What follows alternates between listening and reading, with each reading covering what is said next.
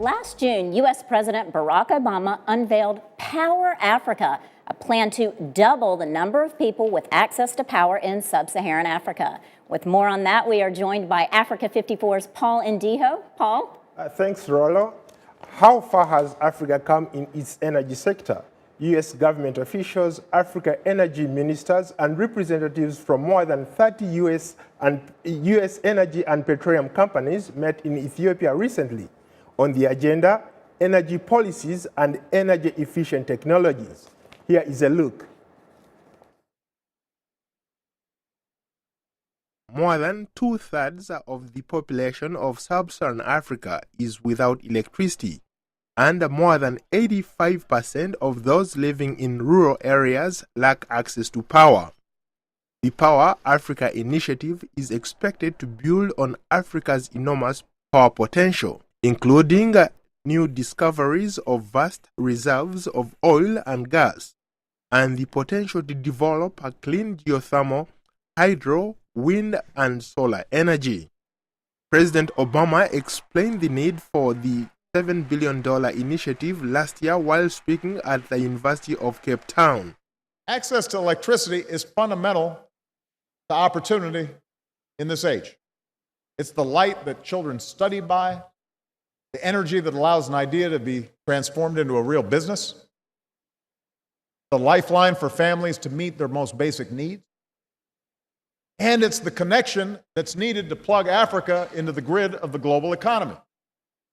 You've got to have power. The program was formally launched last week to make our power more accessible to Africans who are not being serviced by their national grids. Through small-scale energy solutions dubbed Beyond the Grid, the initiative will use partnerships with 27 investors and energy companies committing to invest over $1 billion to grow off the grid and small-scale solutions on the continent. Our Power Africa program already supports over 25 small-scale energy projects, but Beyond the Grid will expand this significantly, facilitating over $1 billion in new private sector investment. According to the International Energy Agency, the region will require more than $300 billion in investment to achieve universal electricity access by 2030. The Power Africa initiative aims to install 10,000 megawatts of new generation capacity, connect 20 million new customers, and improve electricity reliability across the continent. Africa is rich in energy.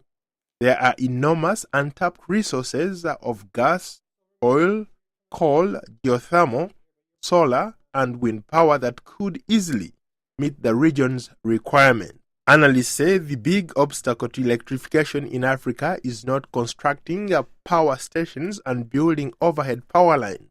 So Power Africa basically gives every developer who's trying to build a power plant in Africa a red phone, a red line to dial directly to the U.S. agencies and say, hey, I have a project in Africa, can you look at it?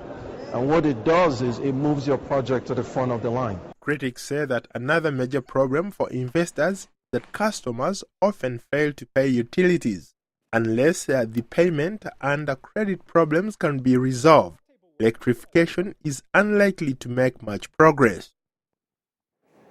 Power Africa is rooted in partnership. U.S. energy officials and business people will initially work with power experts in Ethiopia, Ghana, Kenya, Liberia, Nigeria, and Tanzania.